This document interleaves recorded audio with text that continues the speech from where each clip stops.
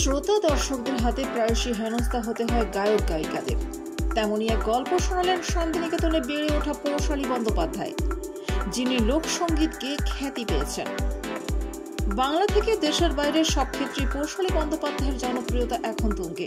তার গলায় লোকগান শুনে বিভোর হন হাজার হাজার দর্শক। তেমন লাখ লাখ দর্শকের ভালোবাসা যেমন পেয়েছেন, তেমন হেনস্থাও হতে হয়েছে তাকে।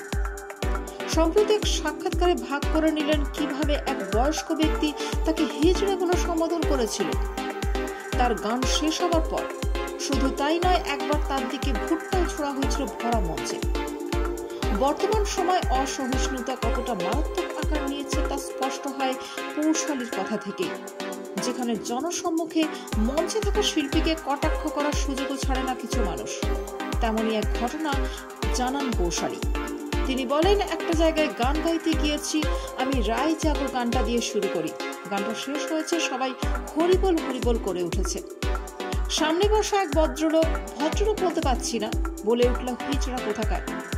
এই 2024-এ দাঁড়িয়ে আমি এই কথাটা খারাপ ভাবে কখনো নিই না, কারণ ওটা একটা সম্প্রদায়। ওর মনে হয়েছিল এটা বললে আমার খারাপ লাগবে বা আমি প্রতিক্রিয়া দেব, কিন্তু আমি নিইনি। এটা তো আশীর্বাদ সূচক কথা, কিন্তু সেটা ওকে কে বোঝাবে? ও তো অশিক্ষিত, সুরাপান করে অন্য জগতে ছিলেন। তাকে ভালো মন্দ বোঝানোর ক্ষমতা তখন কারুর নেই। এখানেই শেষ নয়, একদিন আধ খাওয়া ভুট্টাও ছুড়ে দেওয়া হয়েছিল পৌশালীর দিকে।